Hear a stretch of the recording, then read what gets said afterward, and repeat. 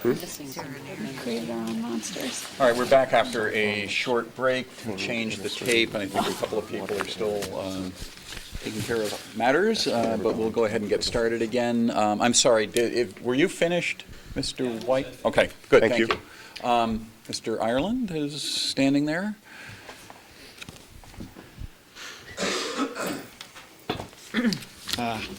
John Ireland, 3 Maryland's Lane. I'm also a former board member. I'd like to see We recall that. Yeah, I'd like to see One term. Like to see several. Some of us are just smarter than others. So I'm also the president of the Guilford Youth Lacrosse Association as well. And I want to say thank you very much for doing a lot of research and going through. I've been here from the beginning, kind of all through the new building and the building committees and all that stuff. And I've been to several meetings on this particular topic. And I want to say that a lot of these issues and discussions have been brought up. They have been talked about. A lot of the research that you quoted has been brought up and discussed. And I think that you did a really nice job summarizing it. So I don't have a lot more to say, except that natural fields and the difference between a natural field and a turf field, there are benefits, and all these were talked about before, including things like the reduction of injuries that are actually happen to kids that are on the natural field is higher than actually happens on turf fields. Also that, with natural fields, and I know they're moving away from it, but there are fertilizers and pesticides and all kinds of other things that you have to worry about as well. It's nice to see, though, that after years and years of turf fields being around, that they are doing more and more things truly to make them safer. And even when they take a look at some of the issues that we talked about, they are trying to find some remedies or some things, ways to reduce things that are actually out there. But and they're doing a good job at that. So I would say that from 20 years ago, a turf field is markedly improved in many different areas. So that's all I want to say. Okay. Thank you. Thank you. Anybody else? Mr. Schmidt? Sure.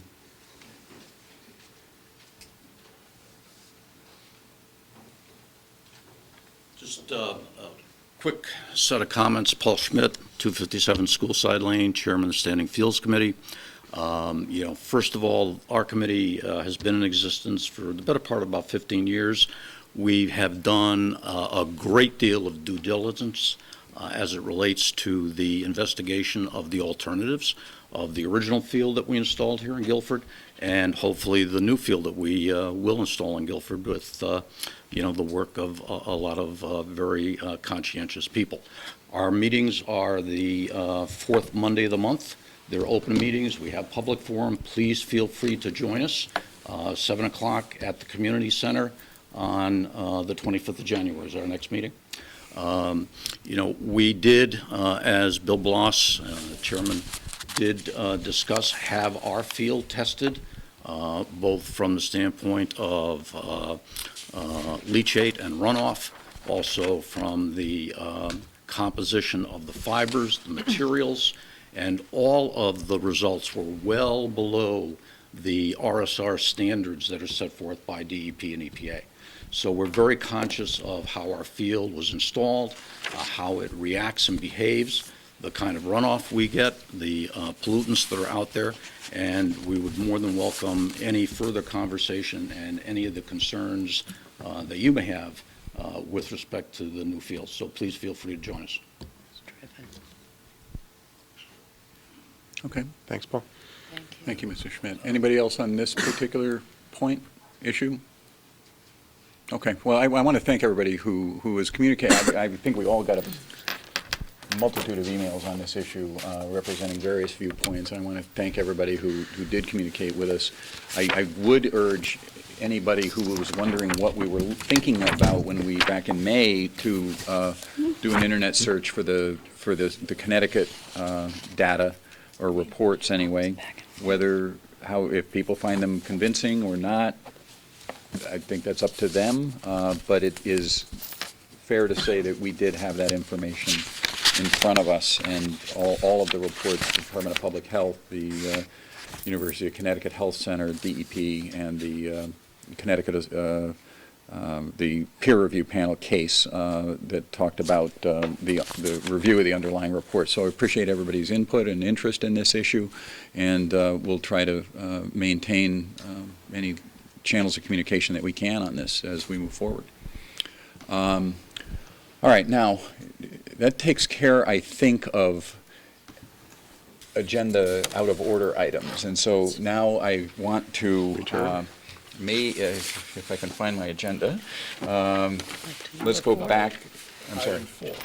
I think that's where we are. Item 4, which is to act on the minutes of December 14, 2015. Is there a motion to approve those minutes?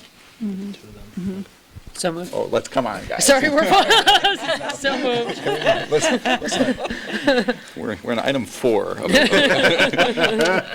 14-item agenda. So, second, you do second? Yes. All in favor? I'm sorry, can I make one correction? Of course. Just one very brief correction. Yep. Page 1, under 8.1, second paragraph. I would just like it noted that as the Board of Ed liaison to Guilford Lakes School and as a former Guilford Lakes parent, only because that can be confusing when I state that I'm not later Okay. on. And then I had something on page 4, item 8.3, when we discussed the different times for the two options, if we could just take a look at those. I don't think we need to do it now, but I think option 2 lists 3 separate runs, and there were only 2. 8.3. 8.3, Yep. second paragraph. I'll take a look at that. Thank you. Right. Anything else? All right, as amended, all in favor of the motion? Aye. Opposed? Okay. Item 5, have we done everything for public forum on the board agenda? Anybody else want to say anything for agenda items? It looks like it. I think we, oh, yeah. That would be item 12 on the agenda, public questions. All right, we're up to Ms. Cullen as our bill reviewer for the first time, given her new election and appointment to the board, is reviewing the bills for the first time. We did look at them in the operations committee, but do you want to summarize where we are? Sure. December 2015 total expenditures were $4,851,047.49. Expenditures and encumbrances through the end of December were 44.15% of the budget as compared to 44.53% in the prior year. We went through all of the expenditures and warrants at length in the operations meeting. Warrant totals were $2,396,187.12. But if there are no further questions, I motion to approve. Okay, there's a motion to approve the expenditures. Okay, any questions, comments? All in favor of the motion? Aye. Opposed? Okay, thank you very much. I think we're up to communications. I think we did have a bunch of emails on these issues and on the sleep issue, the start time issue, right?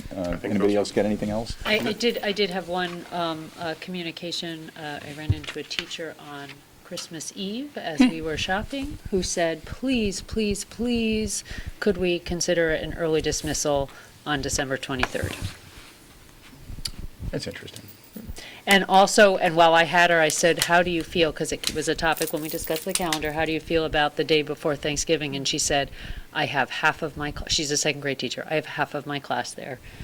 It would be The great. day before Thanksgiving. the Yes, Wednesday. because we talked about it back and forth. She said, I only have half of my class there. It is very difficult to work on that day. Okay.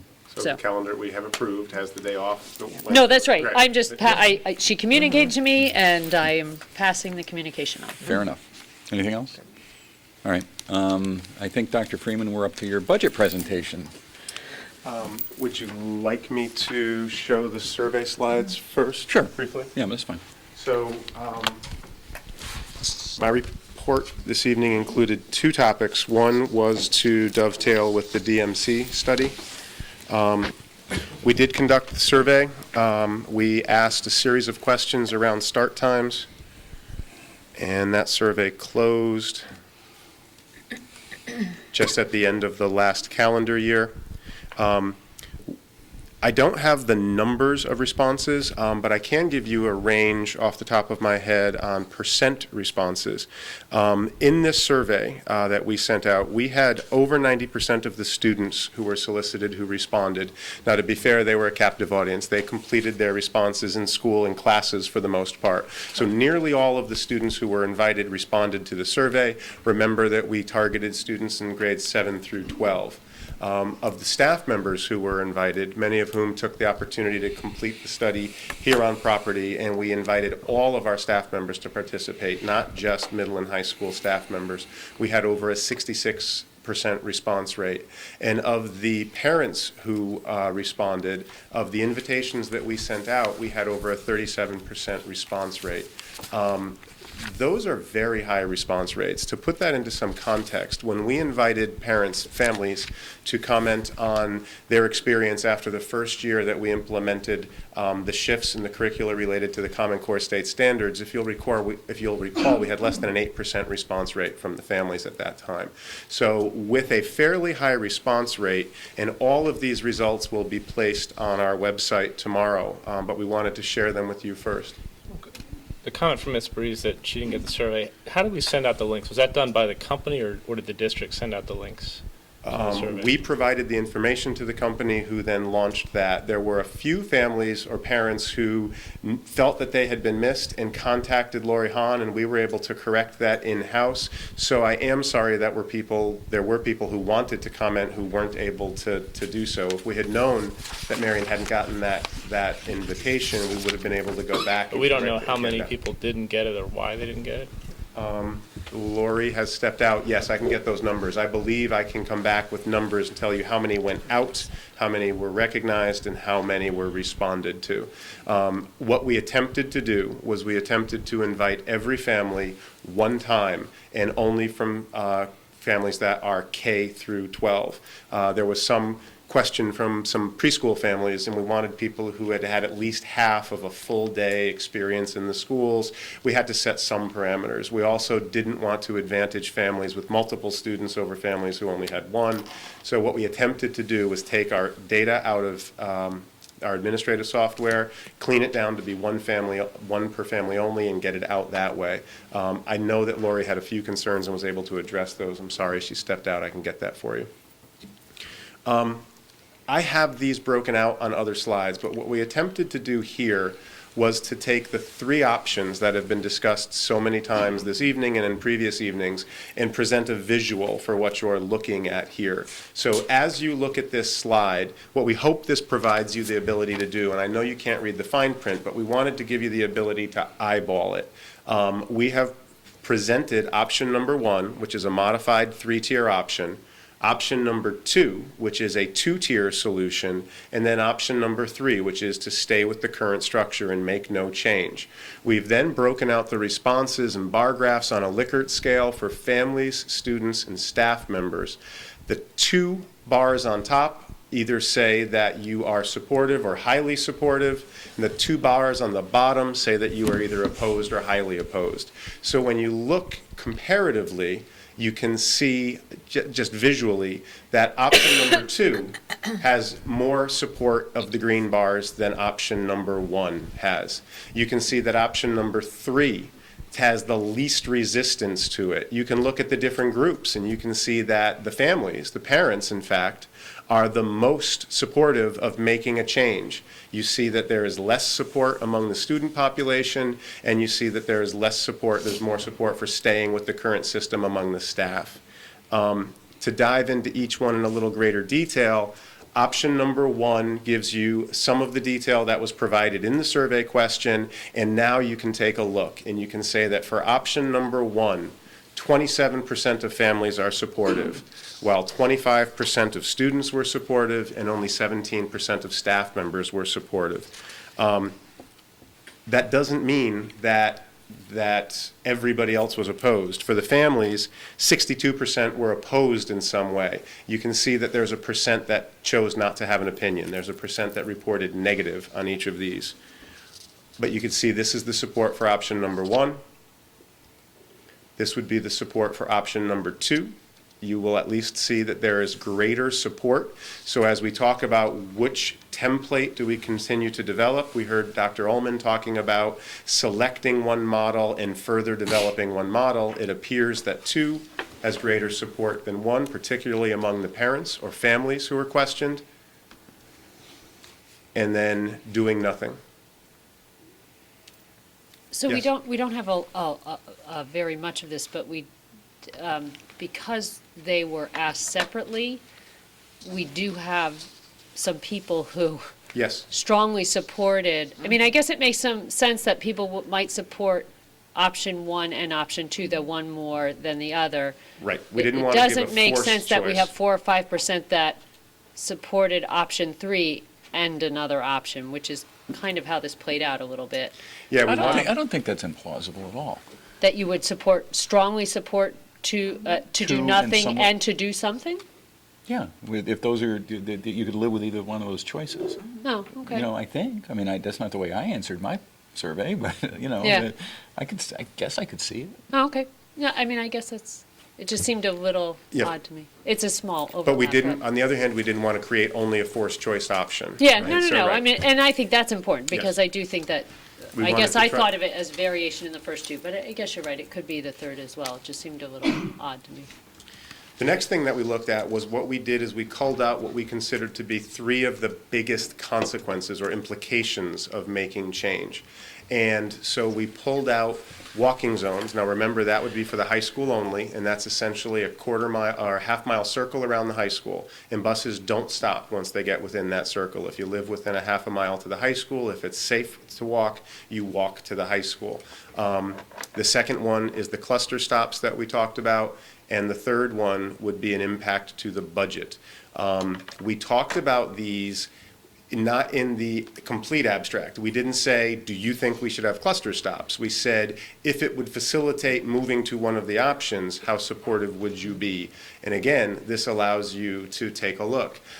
I've got to say that based on the commentary that we've heard, based on the public comments and the emails that I received, I was actually surprised to see the level of support among families and staff members for cluster stops. It's not completely opposed to cluster stops, except among the student population. Among the student population, you see very little support for that as an implication of any of these changes. Again, that's for the visual. When you look at walking zones, 51% of families and 41% of staff immediately think that walking zones around the high school are a good idea. Only 22% of the students surveyed believe that that's a good idea. When you talk about the idea of cluster stops, and I think that there's clearly more work to do correcting the misperception that we don't do any of this now, but the idea of increasing cluster stops in the community.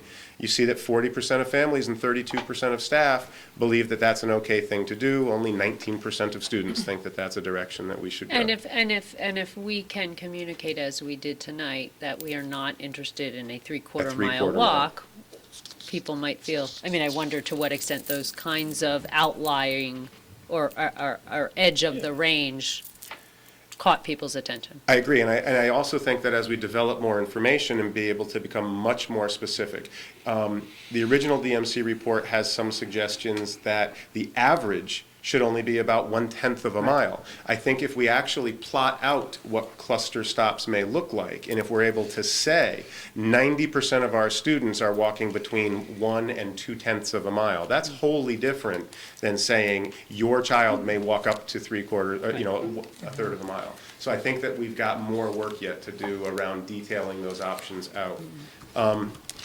How supportive would you be of a potential budget increase? And we ballparked this for the purpose of the survey at $250,000, and we described what that is as a percent of the overall budget. And you see that 44% of families, 22% of students, and 17% of staff.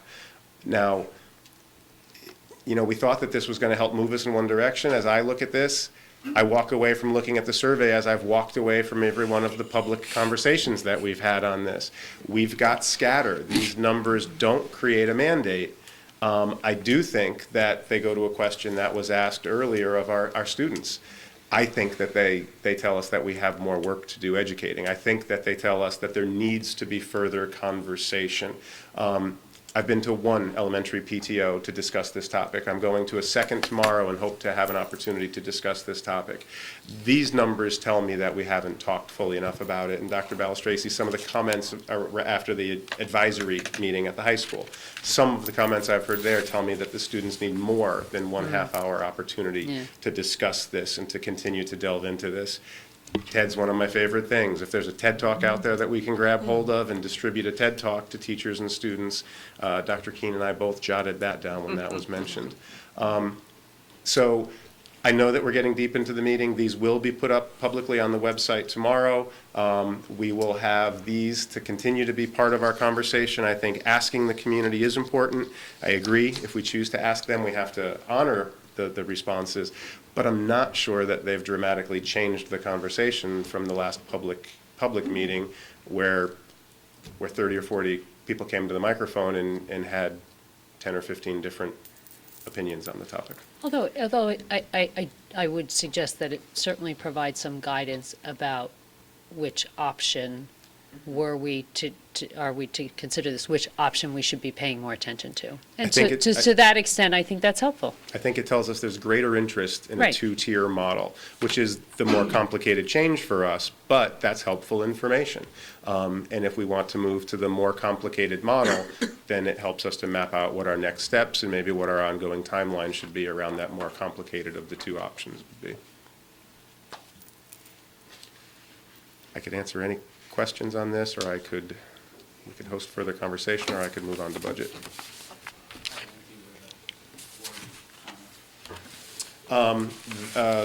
Very. There were a great number of open-ended responses that Lori and I have begun tabulating. And again, I would tell you that the open-ended responses were very similar to what we've seen before. Around cluster stops, we saw open-ended comments that said you are simply trading a safety concern for a health concern. Yes, you're going to generate more sleep, but you're going to expect students to be walking on roads early in the morning and late in the evening. There were other comments that said it's a health and safety concern regardless of the implications or the cost. You're a school system and you must move forward. And there were that kind of spread in each of the open-ended topics, open-ended questions. I will note that the open-ended responses tended to be more negative. The open-ended responses were more negative than the numerical responses, and that's to be expected. People tend to comment in the open-ended section, and in fact, they were phrased in a way that encouraged people to voice concern. So they tend to be more negative. We've got a number of those. We will likely not be posting those on the website. We will at least not be posting those unedited on the website because some of our students took some liberty, and there are responses that are not to the point and don't need to be shared publicly. I will also say there were some really thoughtful responses from our students, and we will find a way to share those. As board members, you have access to the unedited list, and you'll note those yourself as you go through.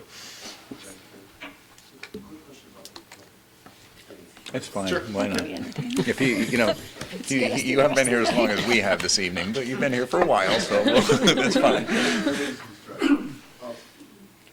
In the interest of transparency and clarity and communication, might it be possible at some point going forward to not ask the question of whether or not we should have cluster stops?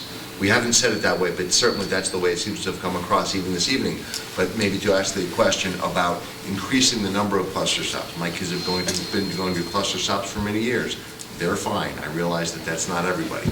But there are plenty of people who easily have assumed that cluster stops would be a new thing for the Guilford school system, and they would not be. Yeah, to my point about further education, I think it's become very clear across 3 meetings tonight that we've allowed a misperception to develop that there are currently absolutely no cluster stops, and we're starting them from whole cloth. The fact of the matter is that we do have cluster stops in the bus routes at this time. They are distributed a little bit unevenly across the different neighborhoods in the community, depending on sidewalks, road conditions, and I will state that there are more cluster stops used at the middle and high school levels. At the elementary level, that is where it is safe to to suggest that almost all students receive door-to-door pickup. There is very limited use of any cluster stop and any walking at the elementary level. And so what we're really looking at is how to do all of that more efficiently and use that model more effectively where appropriate. And I want to say that very clearly. We are only looking to use the model more effectively and only where appropriate. We're not looking to force an unsafe situation into the community just to make busing more efficient. Okay. I think that's probably all we can do on this particular topic tonight. We do still have the budget presentation, obviously, so you're going to put that on the website. And, Yes. And we'll just, look, we'll have to take that into account as we move forward. So. And I will just note that this topic will raise its head a couple times during this budget presentation as well. Obviously, I will not make it through the budget presentation without referencing this conversation a couple of times. So, again, I'll say, or once again, I will say thank you. It is a pleasure to be here to present the annual budget work that we have done so far this year. We come forward tonight with the draft of a budget that we have prepared as a leadership team, and we are proud to bring this budget to you tonight. I will begin with some slides that are familiar to you, but I promise that I will move through them quickly. Any budget that we do does not grow out of whole cloth. Every budget process that we begins with an examination of our vision and mission. We start as a leadership team by looking at what we are here for. So we begin by revisiting our vision and our mission and clarifying what it is that we're about. More specifically, we look at this year's set of priorities and initiatives. The vision and mission is global and holistic, but this document you spend significant time on annually. We have honed these priority statements every year that we've been together as a leadership team in the district. And every year over the past several years, we've included a bullet list of specific areas of focus or initiatives that fall under three broad priorities. And the priorities speak to the quality of the student experience when we say that we want all students to be engaged in academically rigorous tasks every day in every class. It speaks to the professional atmosphere that we strive to create when we talk about teaching and learning being supported by our leadership, by coaches, by specialists, by a professional learning community, and by instructional resources, and I'll note by the most current and best research out there. And it talks about creating a caring and supporting environment as well. Specifically, most recently, we have been looking at making sure that we support the work and the growth of all of our students, including our highest achieving students, through differentiation of instruction. We have been focusing over the last couple of years on expanding math support and support for math instruction, specifically at the middle grades. We've continued to explore the assessment protocols and the assessment regimens that we are part of. I will note that in the assessment conversation, you've heard a lot of conversation nationally about reducing assessments for students, that students are overwhelmed by the time they put into assessments. I would remind the community and the board that we're very assessment light in this school district. We do not have lots of local batteries that we put our students through. We spend most of our time focused on instruction in the classroom, letting students take the lead in the classroom, and some of the only regularly predictable normed assessments that we do engage in are the once annual assessments. And we've done a very good job with those, and we believe that we see benefit from those assessments. We also this year have talked quite a bit with you and with our staff about strengthening the professional learning community model to support teachers' practice in the classroom. We're looking really closely at how teachers spend their professional time together, and this priority connects very directly back to the ones about differentiated instruction and increased support in the classroom. So that is, we're supporting the students in the classroom, the teachers then return with those experiences to a think tank on a regular basis, and that we've created an iterative cycle of improvement that is in district, on the ground, specific professional development tied to you and your kids, not going off and sitting in a lecture hall somewhere. This really is an important foundation to the budget as we build it every year. We look at the work that we're doing and figure out where best to place our resources. Every year we work with the same set of assumptions. First, every dollar spent needs to improve and build on a health and safety environment. It needs to be about teaching and learning. We need to be working on growing the opportunities for all. None of us have any interest in working in a stagnant school district that isn't getting better every year. We honestly believe in continual improvement for every child. And the last one remains really important, trying to use the resources at our disposal creatively and thoughtfully, and reshaping and repurposing resources rather than just requesting more resource to add or to lard things on top. We take this component, this piece, very seriously. And the last piece before we even begin is we review enrollment. So before we start, we know that we're only spending dollars for the students who come in our doors every year. And so every year we look carefully at enrollment. You know that we've invested significantly in trying to predict enrollment as accurately as possible. And you'll see a trend. You'll see a trend that from 3,510 students, we've been decreasing. This year, we're projecting to see a decrease of 79 students across the district. It's important to note where these numbers were generated. For students in grades 1 through 12 next year, we simply roll the classes forward. So we take our current kindergarten class and roll them into the first grade, and that's how we identify our first grade predicted numbers for next year. Kindergarten and pre-K numbers, however, were drawn from the demographic study that we commissioned, and I want to note that last year those numbers were a bit off. Last year we looked at decreases in K and pre-K in our projections, and we actually saw slight increases in K and pre-K in our projections. So while we're looking at a decrease of approximately 80 students, we want to be cautious this year, and we want to know if the miss last year was a blip or if the miss last year at K and pre-K is something that we need to adjust for. So it's important to note those numbers, and I'll reference those numbers again later as we look at some staffing numbers. So building from our vision and mission, building on our priorities and initiatives, looking at enrollment and where we begin, as I do every year, I don't wait till the end for a big reveal, but the budget number. We will be looking to request in this draft of the budget that we bring to you, we would be looking to request $59,150,791. That's an increase over this current budget year of $1,641,274, or a 2.85% increase.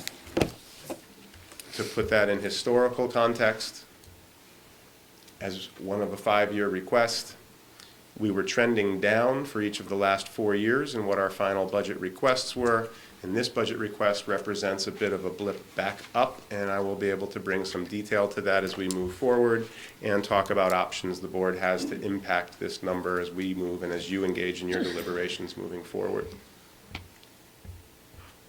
First, as I've done in past years, I want to talk about efficiencies that we've brought to the budget. I will note that when we received the initial requests from principals and department heads and we tabulated those into a raw budget without any focus on it, we were at well above a 4% increase.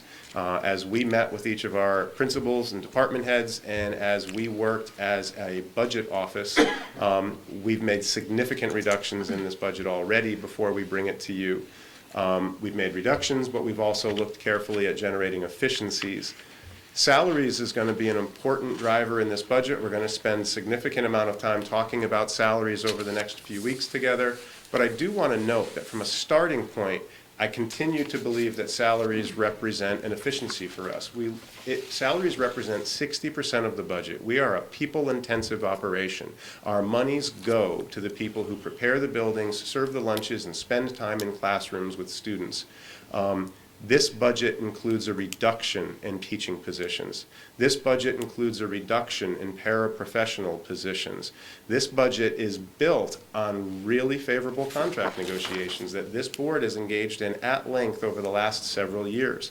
I believe that we've done well monitoring those positions, utilizing those salary resources, and again, really collaboratively working with our bargaining associations to achieve employment contracts that are in support of what we do here, in support of the student work. I'll spend some time talking about special education tuition, and I will note that I continue to believe that we have avoided significant cost impacts by growing our local capacity and avoiding outplacements, and we continue to work diligently in that area. And this budget includes reductions in the areas of supplies and materials, and those are a direct result of the decreased enrollments, specifically at the elementary level. They're also we continue to carry heating costs under supplies and materials. Those reductions are also a result of really favorable fuel costs that we've received and a collaborative bid that we achieved in collaboration with the town. To build on one of those a little bit further, I do want to speak a little bit more about special education, a little more specifically about special education.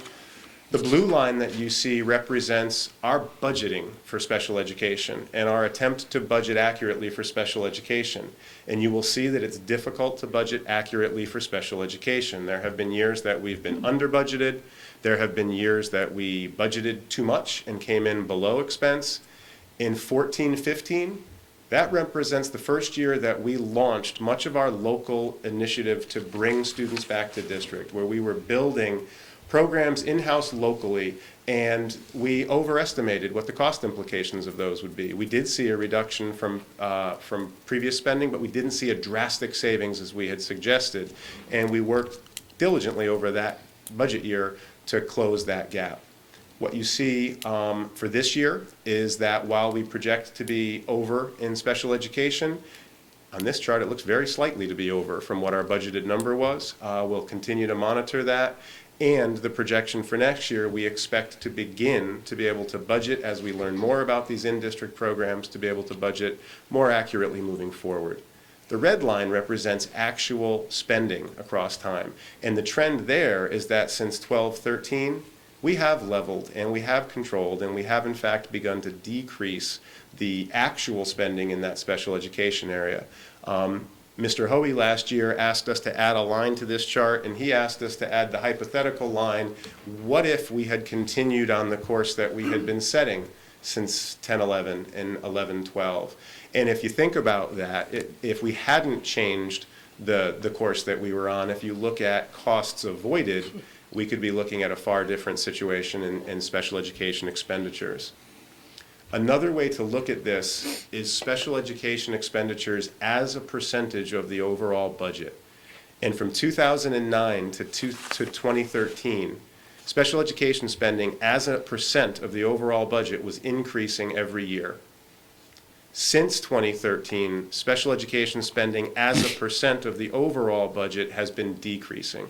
To me, this tells us the story that keeping our students in district, meeting their needs locally, we continue to hear from parents who are more pleased with the services that their students are receiving, and we're decreasing the percent of the overall budget that is being spent on that small population. We're continuing to get a better service, and we're doing it while controlling costs. I don't know if we're saving money, but we're controlling costs as we move forward. We continue to see this as one of the areas of efficiency. And it's allowed us to look at other areas of investment. Again, I will tell you that I would not be excited to stand here tonight and tell you that this budget simply represents a repeat of this year, next year. Every year that we come before you, we want to be able to say that this budget takes us a step further, that this is a forward-looking budget and not a stagnant budget, and I will say that again this year. But I will note that the work moving forward this year is about cementing the work that we're already doing. There are no wholly new initiatives this year. These are the areas of investment. These are areas where we're looking to put resource this year in ways that it had not been placed in the past. The first one, the International Baccalaureate Program, includes no cost increase over the last budget. I actually bring it to your attention because we're still investing money in this program. There's no dollar amount because it's the same dollar investment that we invested last year. We continue to be in the phase of training our staff, and we continue to be in the application process. I will tell you that our first visit from the International Baccalaureate Organization left in the bottom line of her report was that this school feels like an IB school already. So I think that we're doing well in our application process. We have every confidence that we will be accepted. But next year, as we move into our first year of instruction, there will be other increased costs associated with this, some of which we still need to discuss as a board, costs like fees that will be associated with it. So I carry it there because we continue to invest, but there's no new monies in this budget. We've talked quite a bit about the math coaching positions. We've talked quite a bit about increasing our ability to provide math coaching, specifically at the elementary level. Dr. Borland recommended to us that we provide math coaching at the elementary level. This budget includes the increase of one math coaching position. We currently have only one in district now. I'll show you in the next slide how we're looking at expanding that coaching support. But from a dollar perspective, it includes the increase of one FTE, one coaching position. We budget for it expecting that it would be somebody who comes in at the top of the pay scale with benefits. That's why you see the number that you see. We continue to invest in our site improvement line. $25,000 increase represents approximately a 4% increase in that line. If we're going to continue to use all of the buildings in the district, we need to maintain them properly. We had a lot of conversation at our operations meeting today that illustrates the need for having a healthy site improvement line. Last year, we increased two 10-month administrative positions to 12-month administrative positions. We likewise carry two such increases in this budget. Here at the high school, we have two administrative positions, two deans who are in a 10-month calendar. We are suggesting that we increase those two deans to a 12-month calendar. It will pick up 4 months worth of work for us without increasing FTEs. However, it is an increased work year, and so there is an impact to that increased work year. We are asking again for an increase in custodial work. This high school is more square feet than it was previously. We increased by a custodian last year, but we're coming back looking to increase by 1.5 custodians this year. Again, I note that that is a number that includes salary and benefits for those positions. I also want to note that because the custodial group is so small, we budget for the most expensive insurance package. We always budget for a family package because with a group so small, averaging does not work to our benefit as it does in the teacher group. And again, this year, we're continuing to partner with the town on the creation of a town-wide tech coordinator position. Kevin Mitchell and I met with representatives from town just last week to continue work on that position. This year, we carry $30,000 in our budget for the creation of such a position mid-year. Next year, with the assumption that this position would be full year, our share would be $60,000 for salaries and benefits, and so it's an increase of $30,000 that you see there. Total new investments, then, are approximately $300,000. This is not a budget that includes large investments in new initiatives. I note on the bottom that this list does not include monies for schedule changes, for start time changes, or for significant changes to our busing contracts. If we decide to make that change this year, we would need to add a budget figure to this budget. So I want to make very clear that that figure is not listed on this investment slide at this time. It's not part of the 2.85 that we're discussing. The coaching structure is one of the things that we're particularly excited about. Currently, we have 6 literacy coaches. We have 1 at each elementary school and 2 at Baldwin. We have 1 math coach who is currently assigned in grades 6 through 12, splitting time across 6 through 8, splitting time across Baldwin and Adams. And we have 1 math specialist who is not actively coaching directly with teachers, is working more with curriculum and material development, and is supporting primarily the K through 5 grade ranges.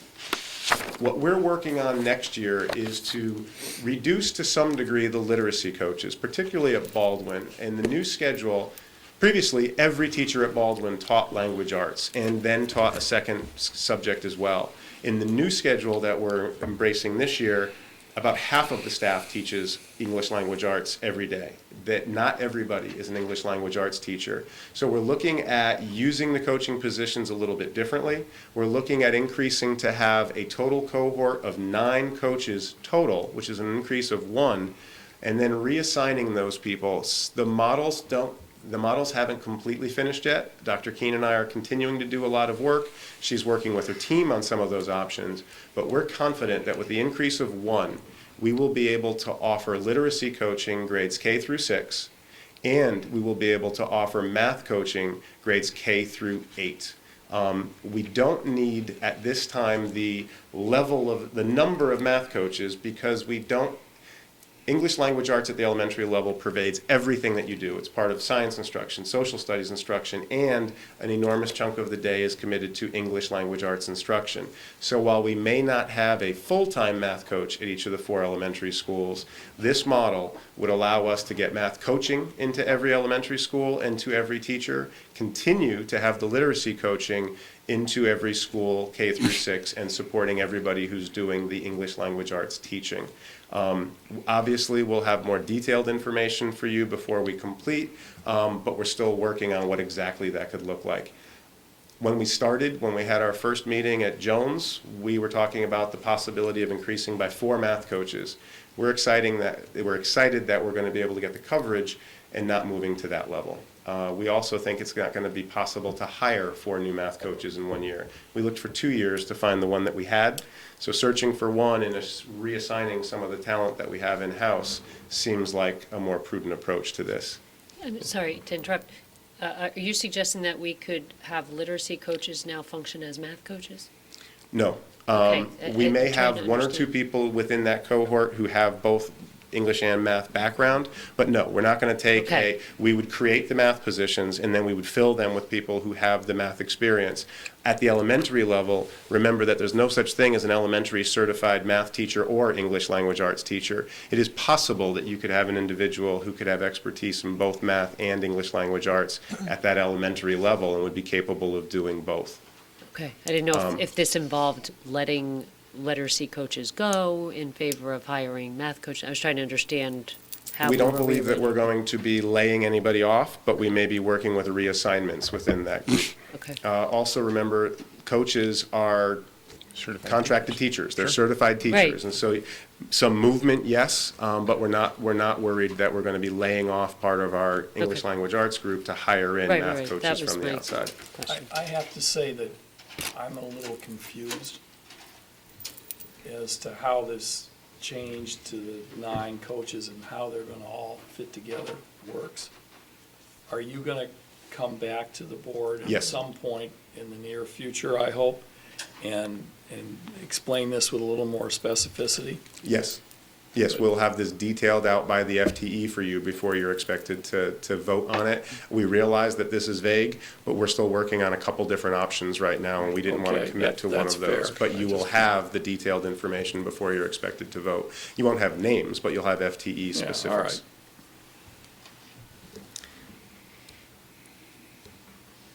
right. I mentioned this before, that there's no wholly new initiatives here.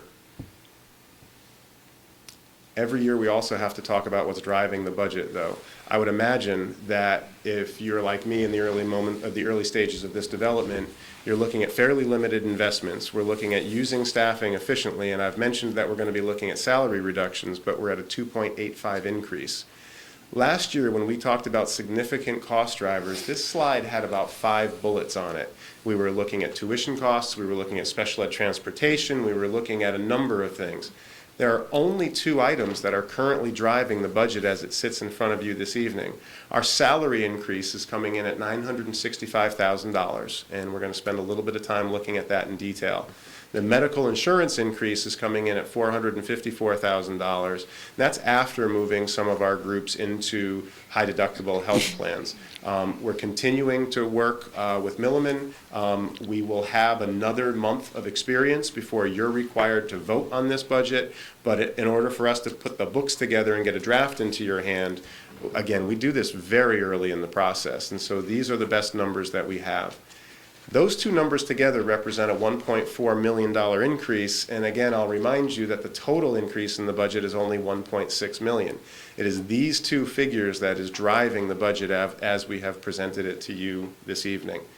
Staffing represents 60% of our budget. This is what we're looking at in the major areas for staffing. In the administrative column, we're looking at no increase in FTEs. We're flat administratively. We are looking to increase the work year for 2 members of the group, but we're looking at holding administrative numbers level. At the elementary level, we're looking at the reduction of 3 positions. Remember, we're looking at a reduction of 97 students, an enrollment reduction of 97 at the elementary level. We've gone through classroom distributions with every one of our principals, and you have in your folder for tonight an enrollment projection that shows you by classroom size. So you can look at the familiar colored document that shows you what class sizes are projected for next year. At Baldwin, we're looking at the reduction of 1 reading specialist. We have 2 currently at Baldwin. This does not leave us without a reading specialist, and it follows the same language, or the same logic. We've got half of the staff that's teaching English language arts. We've got a coaching support that has been built in. We're looking differently at classroom supports, and we feel confident that maintaining 1 reading specialist at Baldwin, we can absorb this retirement without refilling that position. At Adams, we're looking at a reduction in 1 world language position. We've had slow decline in enrollment at Adams. We believe that we can staff all of the world language classes and we can enroll all the students in the world language classes, and class sizes do not increase to a place that's unsupportable. At the high school, we have various 0.6 FTEs. Again, this involves Rick and Julia looking carefully at class assignments. It's not a position, but it might be 1 fewer English class, 1 fewer math class. And we have an increase of 1 math coach. In the teaching ranks, that represents a net reduction of 4.6 positions.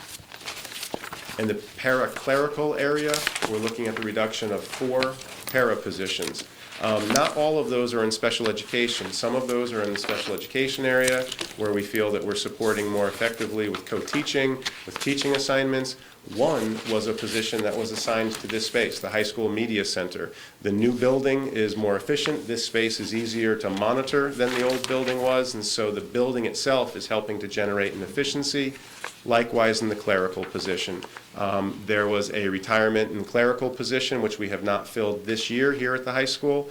The offices are more centrally located. They're more efficiently designed. We don't believe that we need to replace that clerical position moving forward, and we're meeting the needs moving forward. That's a net reduction in that area of 5. And in the custodial area, we are asking for an increase of 1.5 positions. This generates essentially a net reduction of 8 positions staffing across the district next year from where we are this year. That's responsive to enrollment. We believe that that is looking at our resources appropriately, shifting the resources to where they need to be, but it still leaves us with nearly $1 million increase in staffing when we are looking at a decrease of 8 positions in the budget. And this is one of the telling factors. For the last 4 years, our budgets have been reaping the benefits of retirements in significant numbers. Because of the way we budget and because of the timeline, we set our budget in April. We're not notified about most of our retirements until May, and in many of them not until June. And so retirement has been a lagging impact on budgets moving forward. So the best example I can give you is last school year. Last school year, we built the budget that we brought to you by taking all of our employees who were in the buildings and rolling them forward into this budget year. And Linda assigned them salaries based on their placement on the salary schedule. We moved all of those figures forward, and that generated the budget figure that we had for this year's salary line. And then in June, we found out that several of those people were leaving. We found out that we had retirements that were going to impact us. So we hired newer staff in at a lower level who had lower salaries that they're drawing. So we budgeted at the top step and we're paying at a step much lower on the salary scale. As we're preparing for next year's budget, Linda now takes those folks and rolls them forward, and it's then that you recognize the impact of those retirements on the budget. So our past 4 budgets have benefited from 8 or 12 or 16 or 17 retirements that automatically lower the base number. They mitigate against the contractual salary increases that we're going to be including. When you add some of the staffing reductions that we've seen in the last years, this year's salary increase in the budget year that we're monitoring right now was 0.6%. With a contractual increase somewhere between 2 and 3. We were almost not impacted at all by the contractual increase. We only experienced 4 retirements last year. Huge. So the mitigating impact of the retirements as we prepare next year's budget is only 4 of those savings. We had 4 times that in the last 2 years. We had 3 times that 3 years ago, and we had twice that 4 years ago. The other impact on salaries is a compounding impact. Over the last 5 years, we've had 57 people move from the top step back into the step ranks moving up. The top step is the highest step that we have, but it's also the most stable. Those people only recognize about a 1% increase every year. And now that we've moved 57 of those members into the steps within the contract, when Linda rolls those 57 forward, they all see greater increases, some increases greater than the contractual amount, because they get both the COLA increase and the step without having the offsetting number of retirements. And I believe we're beyond the years of 12, 16, Well, and 17. it's not greater than the contractual amount, it's, they're in a different place in the Yes, they're in a contractual different amount. place Yeah, on the let's- salary. We're Yes. not giving people gifts in No. order to get from year 2 to 3. No, but a member who gets a But they'll step- get a cost of living plus a step, Yes. whereas somebody at top level gets more cash, more dollars, but at a lower percentage increase year over year. Correct, thank you for clarifying. And when we build the salary line, when what we're looking at is the increase year over year, that's why this year we're looking at an increase in the salary line of approximately $1 million, even though we're talking about reducing positions by 8 positions in the district this year. I also want to note, this budget doesn't include everything that we talked about including in this budget. You'll note, or you may note, the absence of discussion about increases of art or music at the elementary levels. As we began to look at the impact of those salary increases, while we had some conversation in earlier meetings about increasing art and music time, this year does not appear to be the year to increase art and music at the elementary schools. We have talked with our principals about continuing to look at schedule and continuing to monitor enrollment decreases, but not increasing staffing at this time. It doesn't include all the custodial increases that Mr. Gurnham brought forward. He was looking to increase 3 or 4 positions. We have 1.5 in front of you here tonight. It doesn't include a 10% increase to the site improvement line, which at one time was discussed as a way to continue to build that line. I'll also note that at this time, we continue to be considering no capital bonding request this year moving forward. And again, I have to note that at this time, this budget in front of you doesn't include money to support busing changes. Should we choose to add that, we will have to add that into this budget as we move forward in your deliberations from this point on. And I'll just close with a slide that you are familiar with. Again, we continue to be one of the most successful and most recognized school districts in the state. Every year, we close the year and we look back at how we've performed, and it doesn't matter if we're inviting in a Dr. Jim Borland, or if we're inviting in DMC, or if we're looking at our performance on standardized test scores or graduation rate, or if we're looking at how we perform and compete on stages or fields or in artistic arenas. We continue to shine in the state, and nobody speaks to this better than Bill, but we continue to do so at a bargain rate. Our expenditures per student, our staff to student ratio, we outperform the investment that we put into this school district each and every year, and every single staff member who comes into the building continues to take great pride in that. Now, I recognize I say that in the middle of this beautiful building. This community invests significantly into what we do here, and every community member deserves credit for that.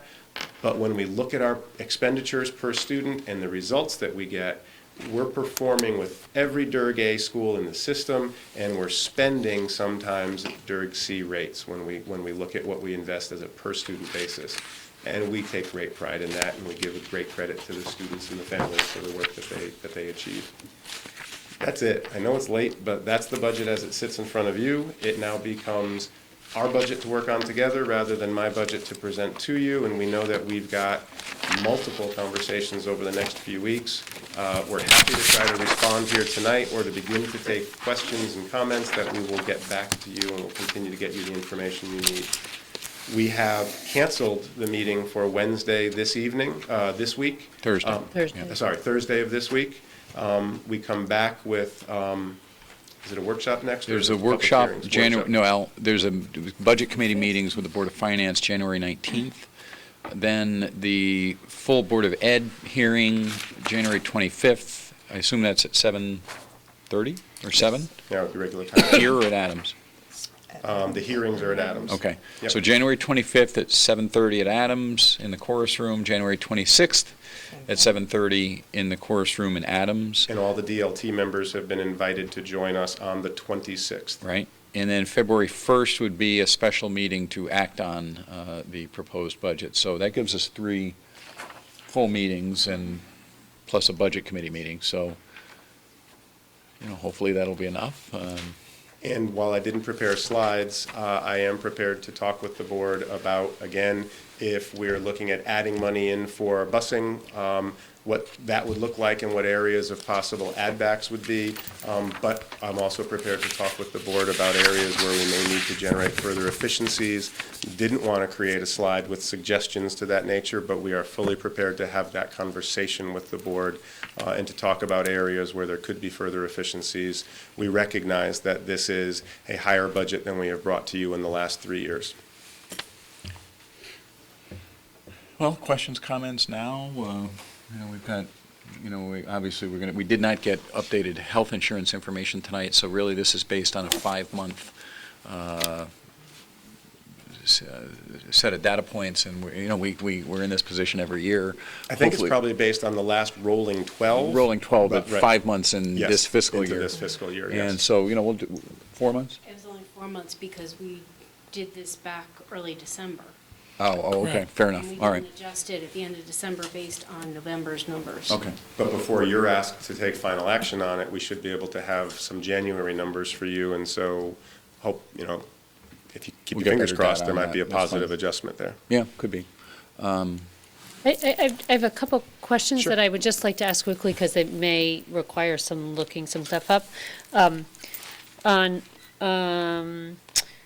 On textbooks, under supplies and materials, for the district level, the proposed budget lists 75,000, but in the summary table, it lists 117. It just looks like there's perhaps a.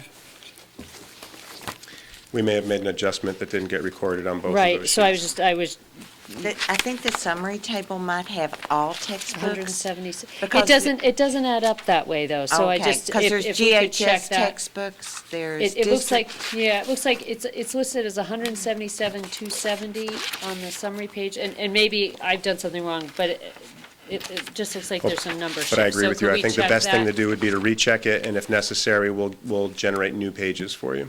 And then, I have several questions, but I'm just going to ask 2 now. On the central office, non-certified salaries technology, we have a comparison from last year to this year, FT of 1.5, it doesn't change, but an increase in $31,000. Does that include the $30,000 Yes. town-wide? Okay, so I was trying to understand Yeah. why you were giving. The so much. FTE last year probably should have been recorded as a .5 because it was a full-time position, but only for half a year. We didn't make that adjustment, Okay, so okay, yes. I just, Yep. but once you gave that, it makes Yep. it, okay. That I have sounds other exactly questions, right. but they're not anything that needs Yeah, I'm immediate. going to make a suggestion that, given that we've been at this about A 6 long hours time, this yeah. evening, that any individual board members that have questions, email them to Mr. Bowden and Dr. Freeman and Ms. Trudeau, and And we'll be prepared to try work on those with you at the yeah, next try to meeting. work on Yeah, great. those, and we'll try to get some better figures for some of these items. And, I think we're going to want to talk about the staffing, obviously. We're going to want to talk about, I want to make sure everybody understands the salary increase numbers that Dr. Freeman has presented, notwithstanding the reduction in 8 positions. That's certainly not instinctively what you Right. would expect, and I think I understand the explanation. I think we'll spend a little more time on that. Any other comments tonight, or have we at least had enough to get started, and then we can continue the dialogue next week? Okay. Considering the time, this was a receive item, and we'll work on it. I didn't think we were going to vote on this tonight. No, that's fine. Okay. There are a couple of personnel items. One is to ratify a resignation for the purpose of retirement of Ellen Botwin, who is a special ed teacher here at the high school, 26 years of service, effective August 31, 2016. So moved. Second? Any discussion? All in favor?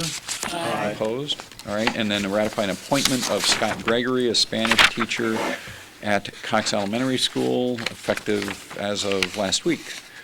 So moved. Second. All in favor? Aye. Opposed? Okay.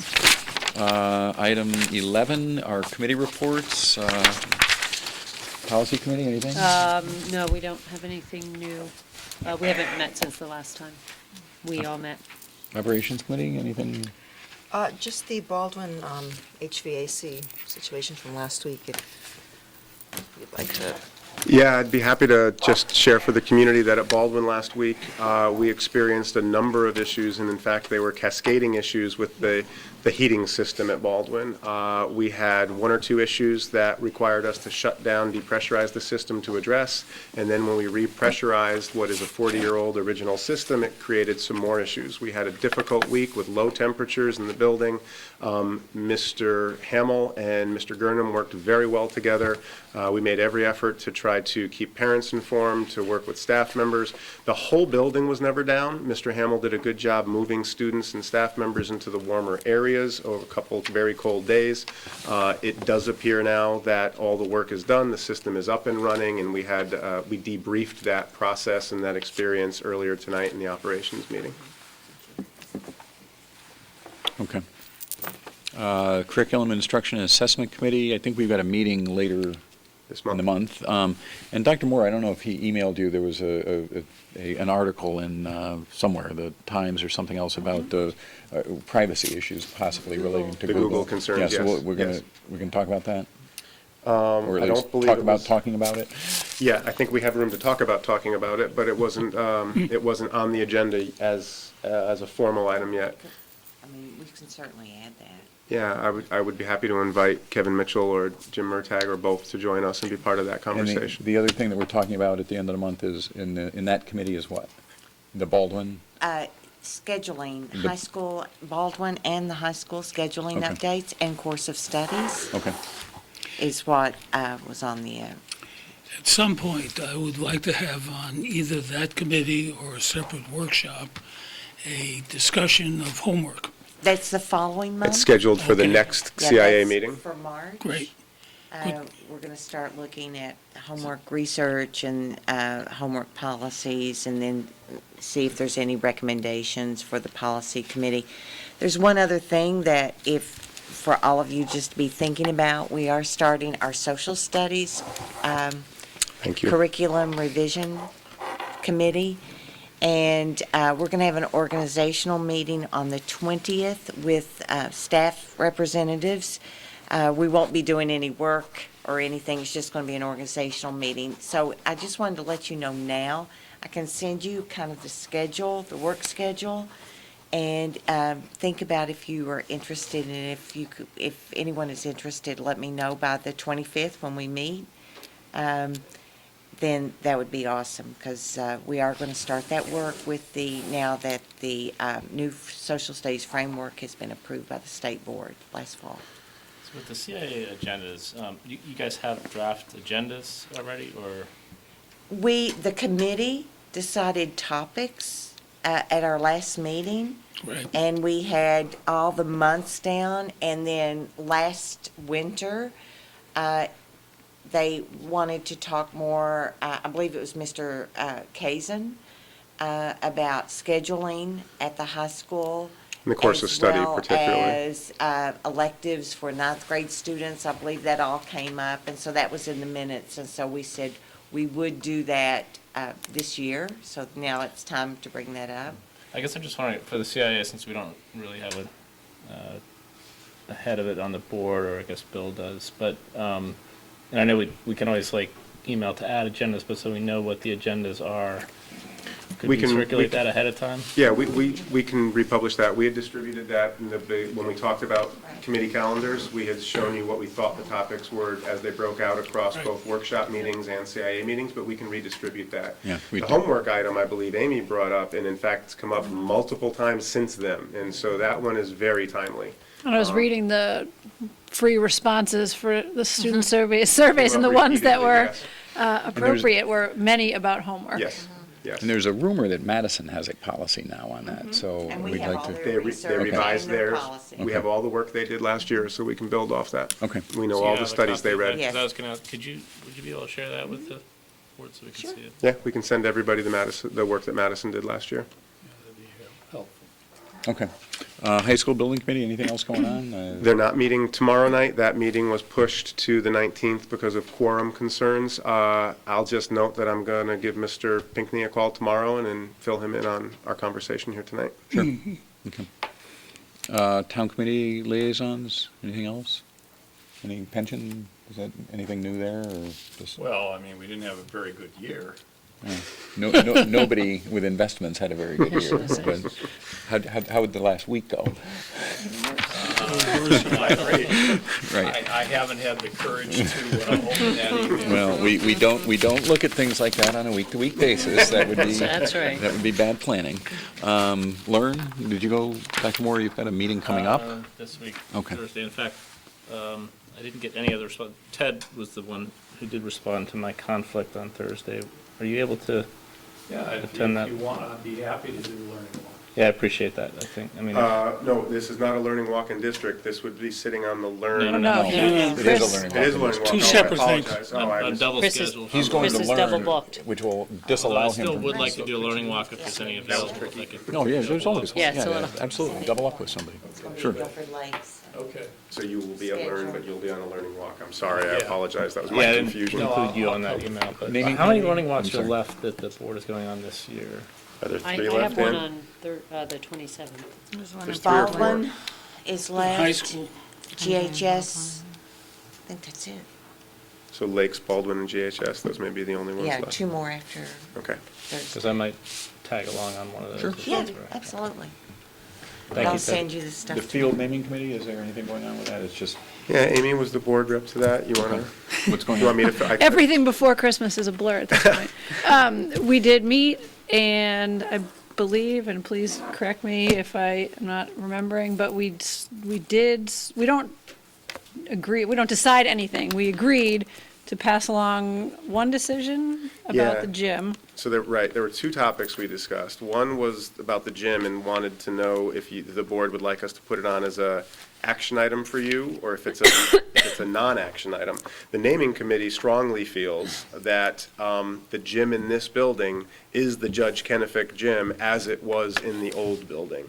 So whether the board thinks that you need or prefer to take action and make Why- that why so. would- Why would we not take action, right? I mean, just So then I'll put it the on as an agenda. action Yeah, item for you at your next meeting with a recommendation from the naming committee that you so name this existing gymnasium. And the second item was regarding the naming of the baseball field, and we discussed, I believe, trying to get some more information in the newspaper, just to make sure, since it came about because of one name. Right. Just wanted to get a little bit more information about that. And we also noted that we didn't intend to start naming things all over Guilford Public Schools, and that we may consider a revision, or a review of the policy going That's fair. forward. All right, we can talk about that. We did put out a call for nominations around this baseball field. The call said that we would accept nominations through the rest of this calendar month. At this point, while I have received additional letters in support of Ralph Shapani's nomination, we've received no other nominations. But we now have multiple letters and recommendations that the field be named after Ralph Shapani. Okay. And we'll meet again in February and then have a final recommendation for this board. Okay. Anything else? Yeah, okay. Public questions? Just have mercy on us, all right? You know, just, We're almost at halftime here, I'll try to be quick. Brian Wiley, 69 Davis Drive. One particular question for Dr. Freeman, and it does pertain to one of the non-budget budget item of busing. That was a range I saw sort of reflected what the DMC representative had mentioned. She talked at the end for a while about there being a very broad range and extensive degrees of uncertainty and lots of things that would require extensive, possibly by them, but very well done, further study that would take a very long time to collect lots of data. And then I saw a number that said, that showed a very broad dollar range. And just a question, might it be possibly a good idea to use the existing software, which the school invested in, I think, 2 years ago, maybe? Mhm. The busing software, and combine that with existing data on where each student is, what grade each student is in, and come up with some tighter estimates on busing costs and opportunities and so on. From personal educational experience, I know that software has existed that would do exactly that for at least 30 years. So my guess is, given that we have sophisticated software now, there's probably quite a lot of tightening of that budget range that could be done in a pretty efficient way, since we know where each of the students is, we know the mapping data, we know the quality of the roads. So basically my question is, might it make sense as we go forward to do, without necessarily having somebody drive each of the roads and collect a lot of extensive data, to try to tighten up that range on potential busting costs for the various options, without expecting that we're going to nail everything down to the penny before the board comes to a point of possibly moving or not moving for this year?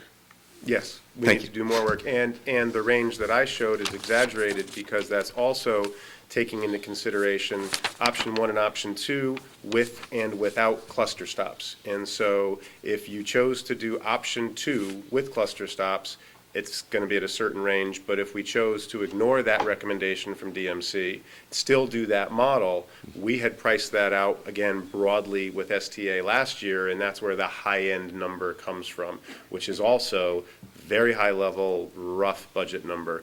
Any of those numbers, anywhere within that range, require more work to nail them down, and yes, we're learning how to use the software.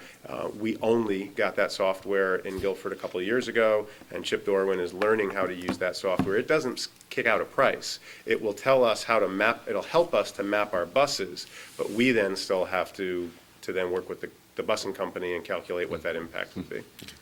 And then the other question was partly for Dr. Balstraci. Heard your excellent question to the student representatives, wondering to what degree the students felt informed on the various pluses and minuses to the project as they answer the questions. I guess a question for the board, would you consider, when you're moving forward, that same question overlaid on the parent responses to the survey that went out?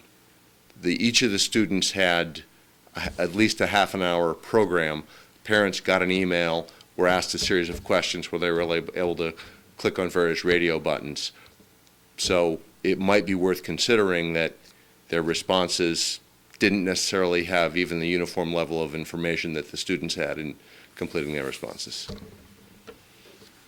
Just asking you to consider that. Thank you. Thanks, man. The survey did have the link to both the CDC and the Yeah. American Academy of Pediatrics at the Yeah, top. and the DMC study, but I'll point out to you, every year we struggle with the fact that folks come out and vote our budget up or down, and they don't always come out to, it's difficult to, again, the students were a captive audience, both for the advisory and for the survey. It's difficult to ensure that every parent engages in the conversation before you ask them to weigh in. But it's a point well taken. Okay.